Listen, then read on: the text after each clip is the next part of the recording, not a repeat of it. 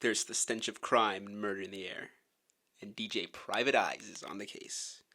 Join me every Tuesday as me and my occasional junior detective investigate the strangest, most mysterious, and downright most dangerous mysteries in fiction. Every Tuesday from 3 to 4, only on Vaquero Radio. And remember, I've got my eye on you. Okay, so apart from that, like I said, my name is DJ Private Eyes, and this is the Detective Hour. So, every Tuesday at 3 to 4, I will be talking about detective fiction, other stuff like that. So, from movies to games to comics to books, I'll be discussing detective fiction and everything that falls into that purview. So, just to give you guys a real quick kind of summary of what we're gonna do before we actually get further on into the year. I know it's already October, so kind of need more time. But we're going to be talking about stuff like the Pink Panther movie, the Sherlock Holmes movies, the Robert Downey Jr. ones, Psych, the TV show, if you guys have heard of that. We're going to be talking about detective games, usually the Sherlock Holmes games, the Batman games, the Batman movie, the Batman comics. Lots of Batman, actually. But anything that kind of falls under the purview of detective or mystery show or mystery game, mystery book, anything like that. Agatha Christie, Arthur Conan Doyle, all of that kind of stuff we're going to be discussing here today, okay? So for the first one, I kind of wanted to talk about a favorite of mine. And yes, just to give you a heads up, we're going to end with the Pink Panther. Do not worry. This will make more sense when you've seen the stinger, but the last episode of the year is going to be the Pink Panther and a ranking of the best villains, the best mysteries, the best detectives, all that kind of good stuff, okay? So, bear with me a bit as I get my bearings here, but I want to talk to you guys for today at the very least about my favorite detective TV show. It was called Psych, and it's so much fun. It's so good. Oh, okay. So, Psych is a detective show from 2006 about Sean Spencer, fake psychic detective, which is a premise that I just can't get enough of.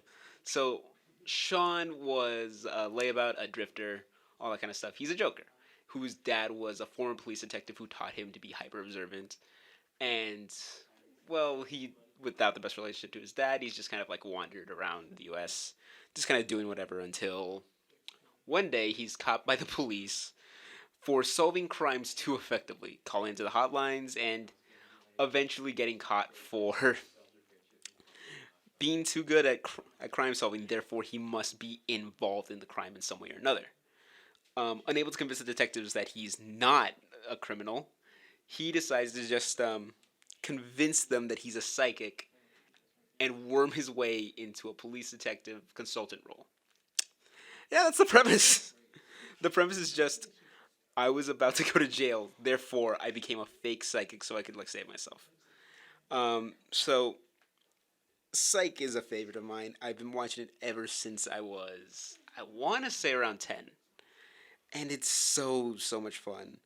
It was created by Steve Franks, the music by the Friendly Indians. So much fun. It's got, I think, about 8 seasons and 3 movies that have come out. They're all great, and right now I'm just going to take you through an overview of why I like this show, what it adds to detective fiction, and basically it's a nice little breather, because as the year goes on, we're going to get into more darker and intense detective stories, ones with this Psych is pretty lighthearted, all things considered. It's a funny show, it's a funny mystery show about a psychic detective. I don't think you can get more lighthearted than that. But yeah, so far we're going to talk about so it was created by Steve Franks, I think I already said that.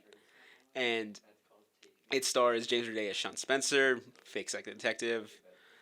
Juliet Hill, you may know him from Holes as Onion Sam. And he plays Gus, Sean's childhood friend, who is honestly more interesting than Sean. He has... Okay, so he's his Watson. He's his friend who helps him solve crimes and stuff. And he's involved in every strange hobby under the sun. In the second episode, we find out that he's he used to be a competitive spelling bee. That's the kind of guy we're dealing with. He plays seventh in bowling. He has a fascination with Pluto. He uses it as a pickup line every time he can. Um, he's got a nose that can smell anything from a distance and tell you its exact ingredients. He's described as like a cog in the machine, but everything about him is incredibly interesting. He collects coins. He knows zip codes for every area code by memory. He's a weird guy, and he's one of the reasons the show works so well. If it had been any other lead with Sean, because Sean's personality is more. Do you have that friend of yours that like always kind of plays a character no matter what, always kind of on, really obnoxious, always kind of quick witted? That's Sean to a T. If you're friends with him, you enjoy him, you like him. If you're watching him on TV, he's great. If you have to deal with him in real life, he is annoying. It's just the most annoying person.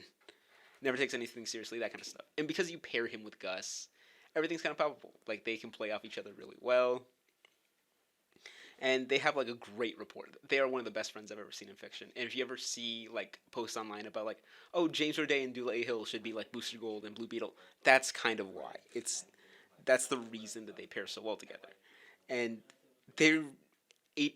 They've managed to be friends for 8 seasons, and at no point do you ever believe anything different. Like they are some of the best friends I've ever seen in fiction, and they make the show like so fun to watch. Beyond that, we have Maggie Lawson as Juliet O'Hara. She's a detective, Sean's love interest. She's pretty fun, and honestly, there's not much more to go into there, which is a shame because she's also really weird. She's hyper competitive from time to time, but most of the time she does play the girl detective, which is honestly a bit of a shame. That's not to say she doesn't have any funny lines or anything like that, or like she's not inherently an interesting character. It's just that what makes her interesting is Maggie Lawson's acting, her dynamics with everyone else, not so much her as a character. Like, does that make sense? I don't want to disparage the character or anything like that. It's just most of it comes from the writing, which and not just her character in general. She just plays a straight man a lot of the time to Sean and Gus's antics.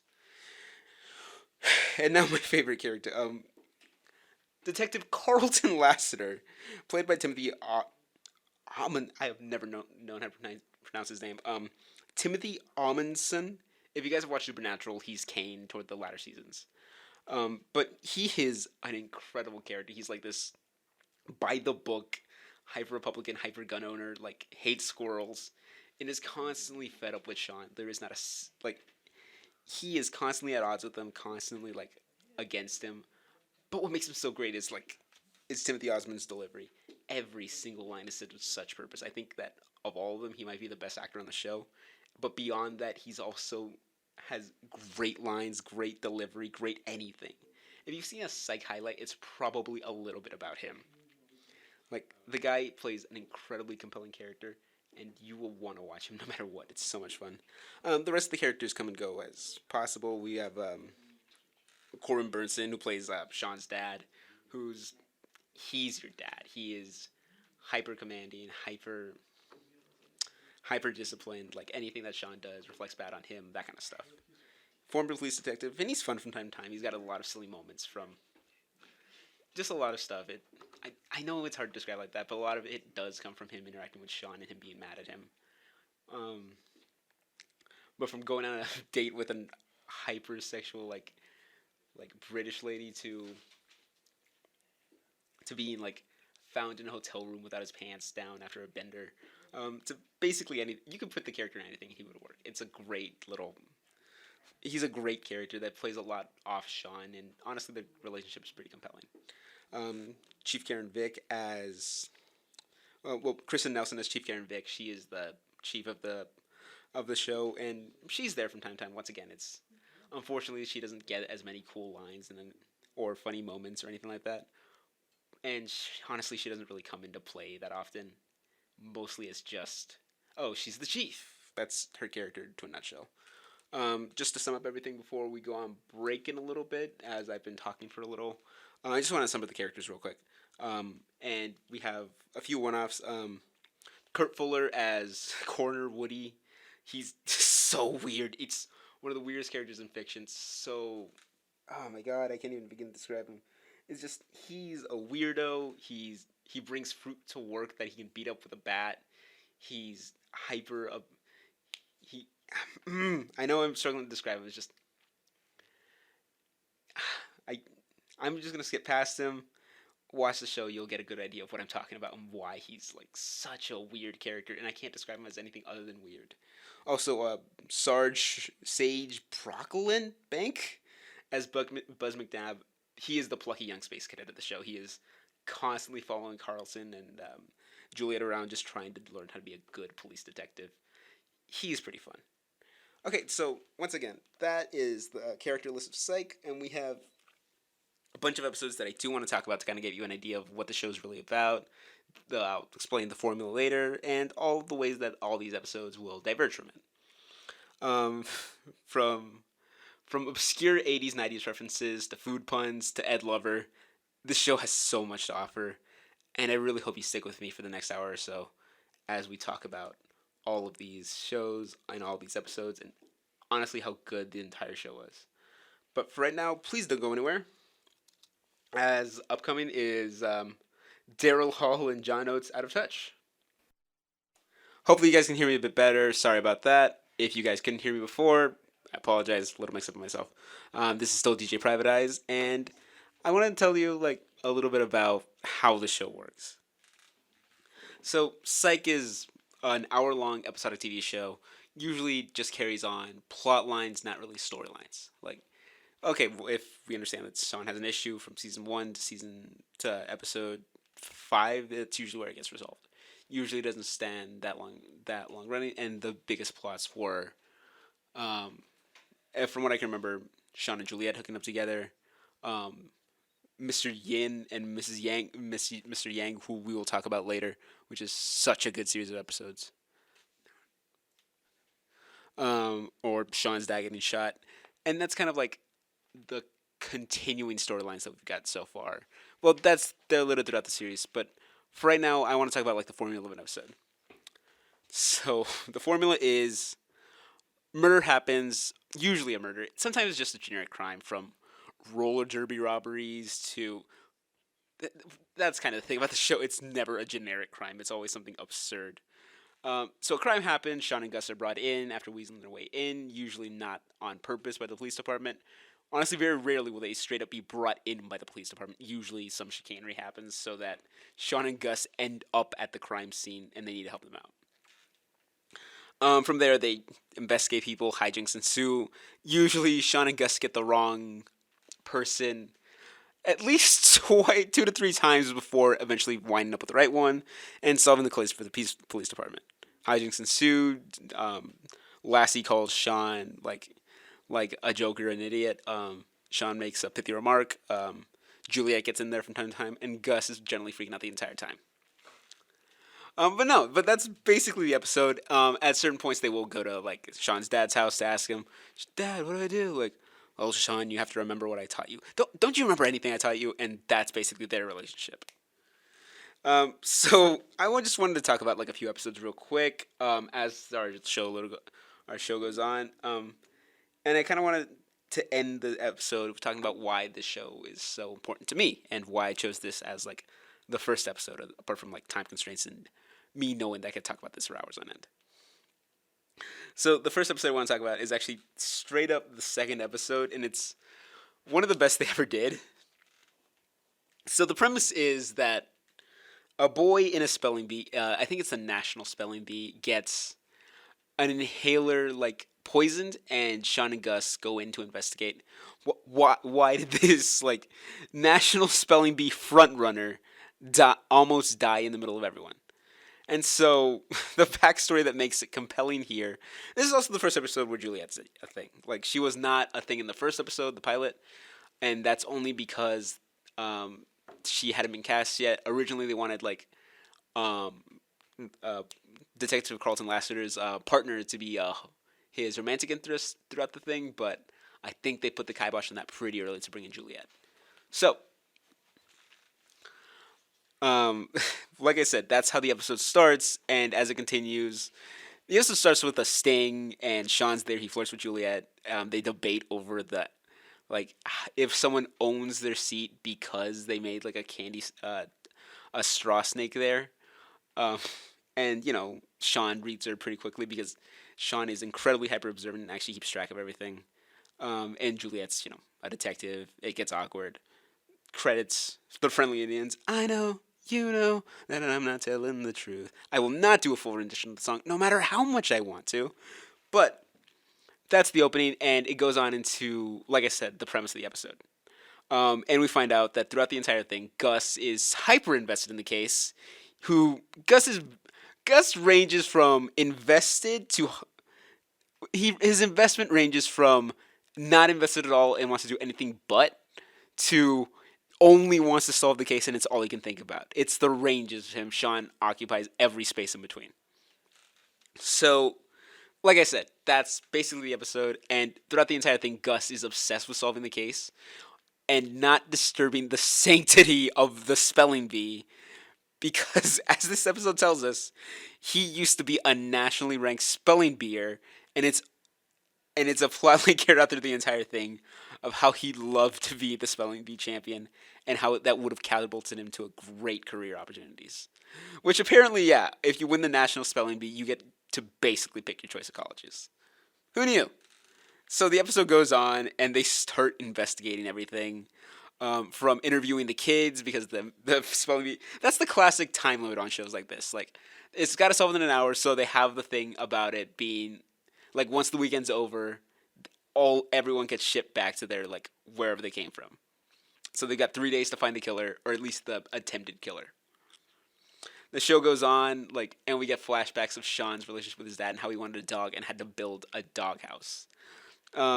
And it's a current plotline throughout the entire thing. It'll, like, inform us of everything later. So they do some stuff to, like, try to find the killer. They make their way into the booth where the spelling bee master fell to his death. That is a thing that does happen. Beyond, like, that first bit happening of the kid almost dying mid spelling bee, the spelling bee master, the person that gives out all the words, who... I don't know his actual name, but apparently he was a legend within the field of spelling bee. Oh my god, this freaking episode. And he dies after eating bad Chinese food, and then they're officially brought in to solve the case. And after getting the guard to leave because Sean fakes a paranormal possession, they make their way to the booth, and they find out he was spying on one of the contestants. They're not sure who. He had a tripod there to figure stuff out, and they're caught with the spelling bee in progress, so he starts to ad-lib words and just reads his, like, grocery list.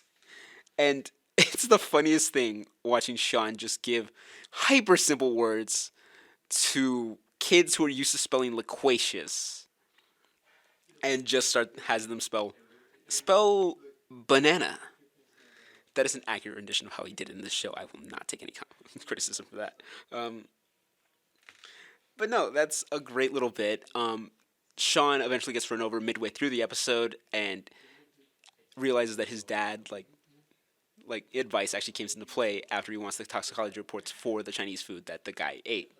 Discover how it was poisoned, everything like that. And the entire thing's like a little subplot about how Sean was always kind of half-assing stuff because he never felt he could ask his dad for the help, and he always felt like it was the world against him. Fun little story. Their reconciliation will go on as time goes on. They're never on good terms, but they're never explicitly on bad terms. Like, it's a hard relationship to quantify. Imagine you and your dad always being on bad terms, but you always know that the love is there. It's a complex relationship. So that happens, and they find out that the actual crux of the episode was that one of the contestants was actually fairly incapable of spelling anything, and that his dad needed to get him to college, so they rigged his inhaler to only be able to send electronic signals, and they managed to catch them in the act. You'll hear about a chess incident that happened that is very similar, although very not suitable for it. And the episode ends with Sean telling Gus that he actually messed up his spelling bee chances because he was convinced that by doing that, he would enable him to actually have a social life, that kind of stuff. It's one of the things that it's done in jest, but if it was actually your friend, you would hate him. All right, so now I'm going to leave you off with more Hall & Oates. My God, this episode is just going to be Hall & Oates. Here's the dulcet tones of Private Eyes. Very appropriate for this show. Okay, guys, I'm back. This once again is DJ Private Eyes. I promise I'll stop saying my name as we continue to go on. But okay, so like I said, I already talked about the second episode of Psych, and I kind of wanted to just kind of keep going on why this series, beyond it meaning so much to me, was kind of.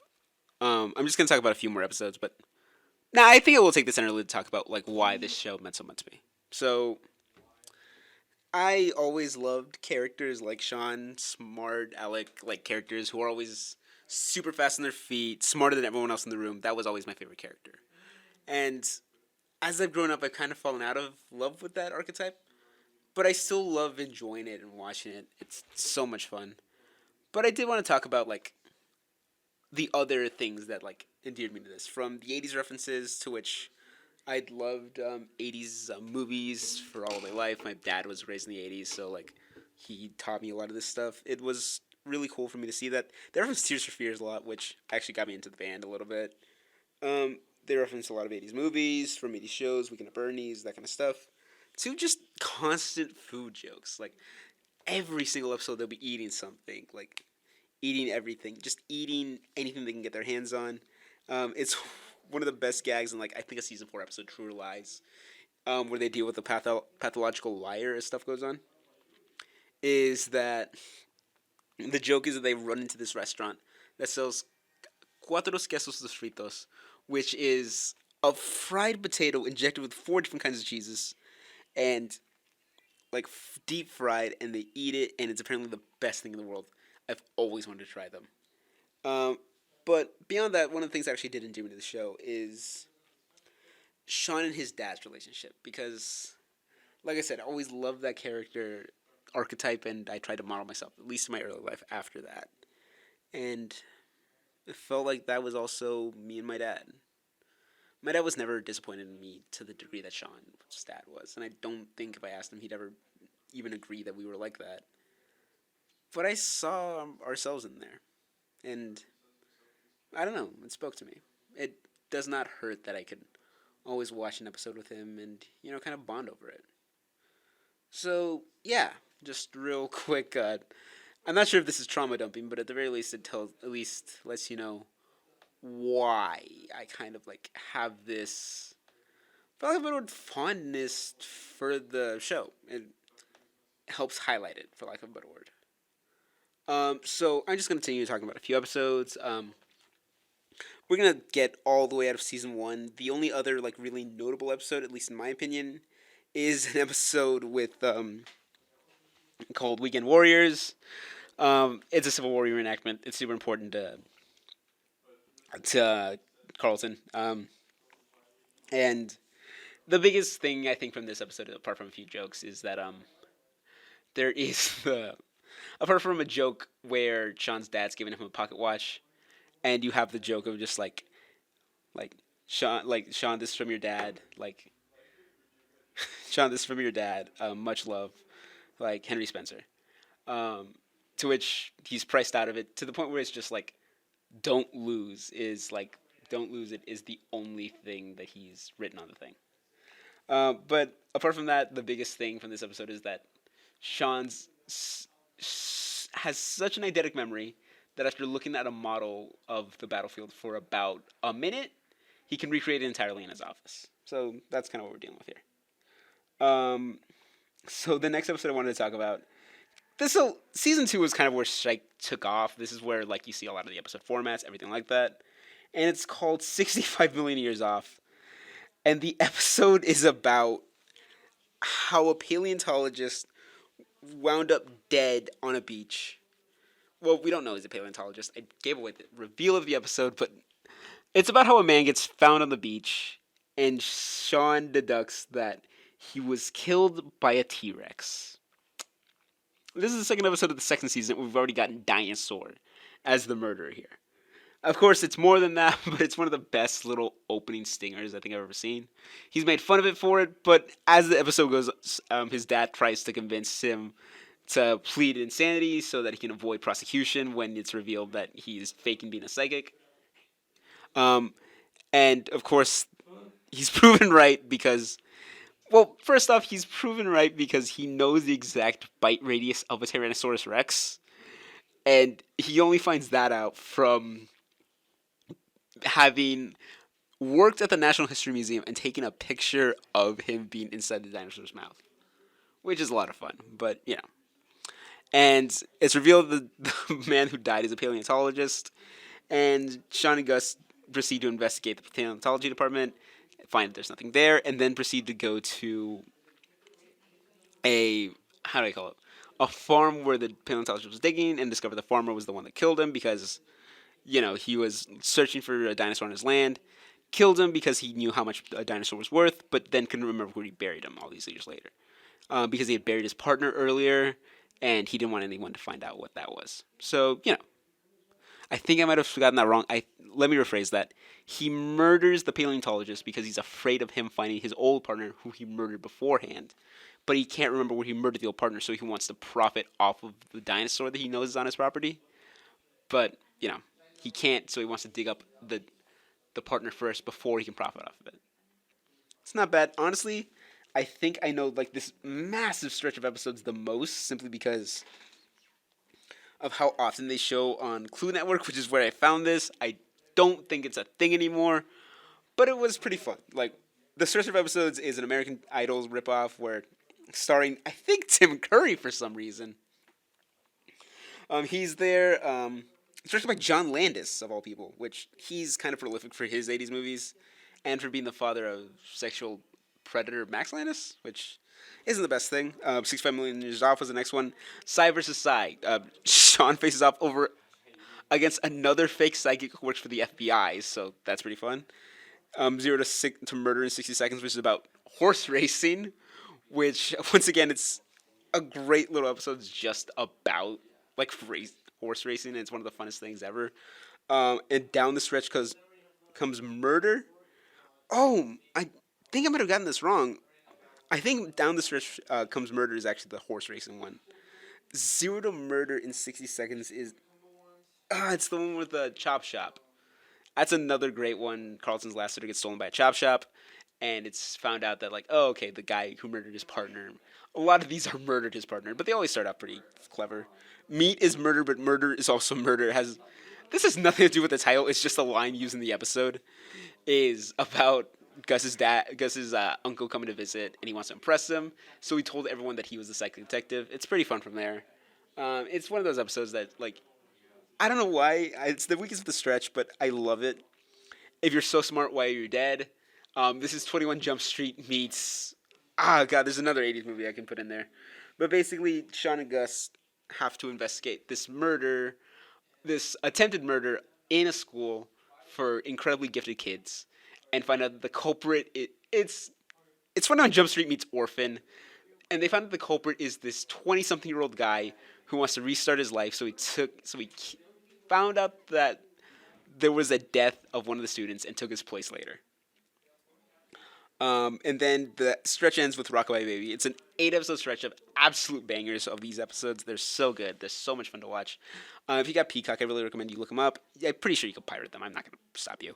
And it's Rockabye Baby. A nanny organization is robbing the houses of the people it serves. That's pretty fun. The rest of the episodes are pretty fun, but those were just 8 great episodes that come from there.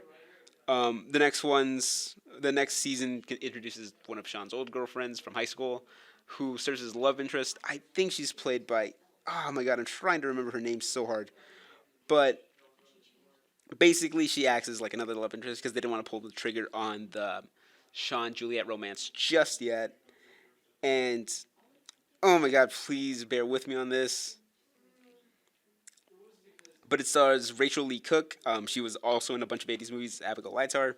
It's pretty fun, and this is also the start. I'm going to skip through most of the episodes. We have an episode that parodies Indiana Jones. We have a 70s retro throwback, a bank episode, a Christmas episode, football episode, True Lies. It was season 3 episode, never mind. And a Friday the 13th parody called Tuesday the 17th. It's pretty fun, but honestly, it's nothing more than a Friday the 13th parody. But it's Christmas, so if you're in the mood, watch it. It starts the Mr. Yang episodes.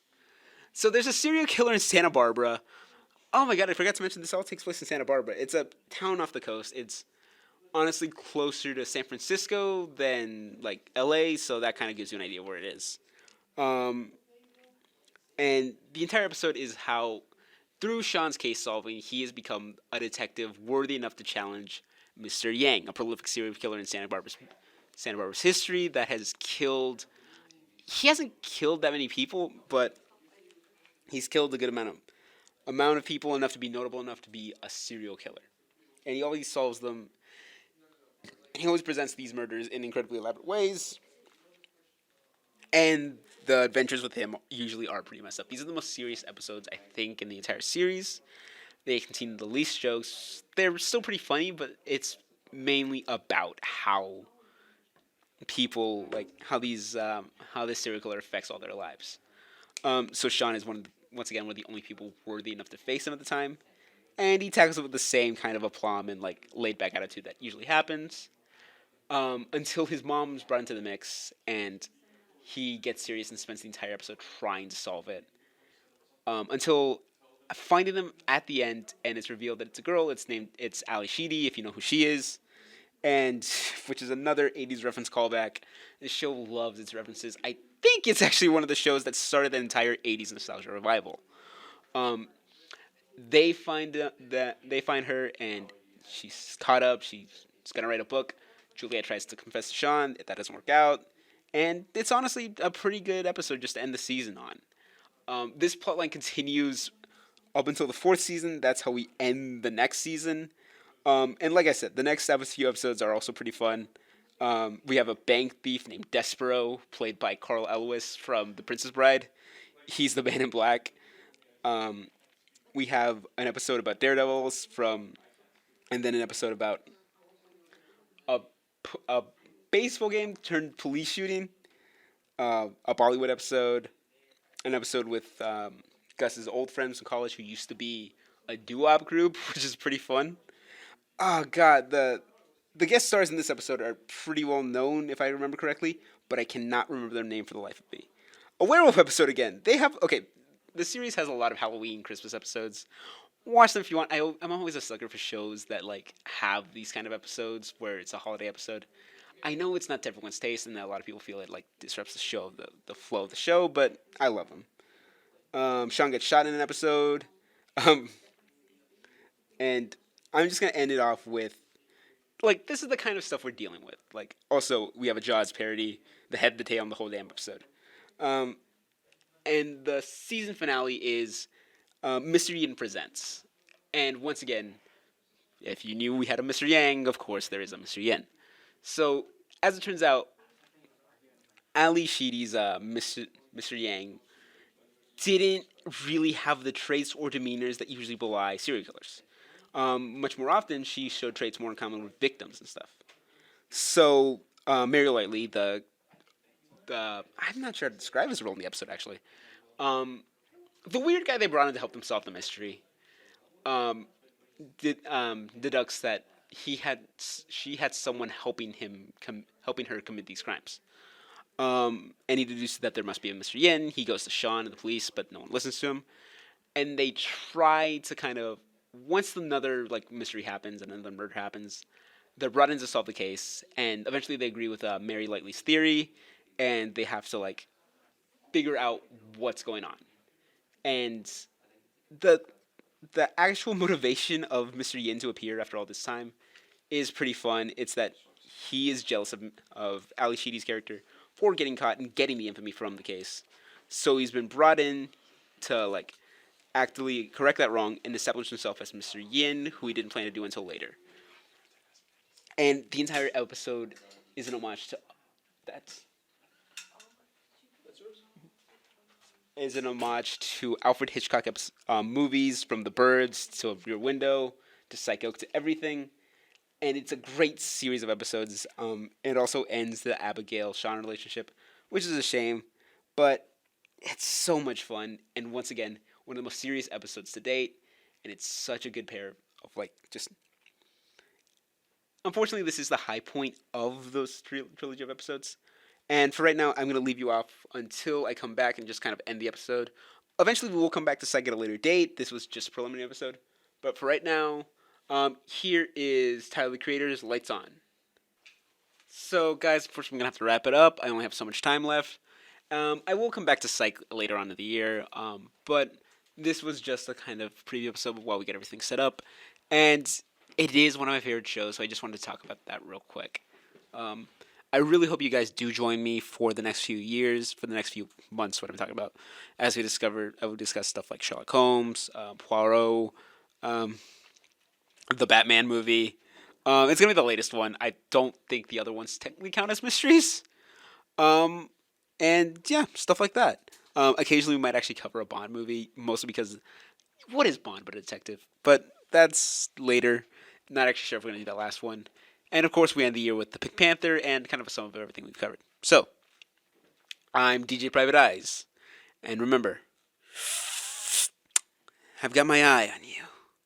Alright guys, thanks for the show. See ya. Bye.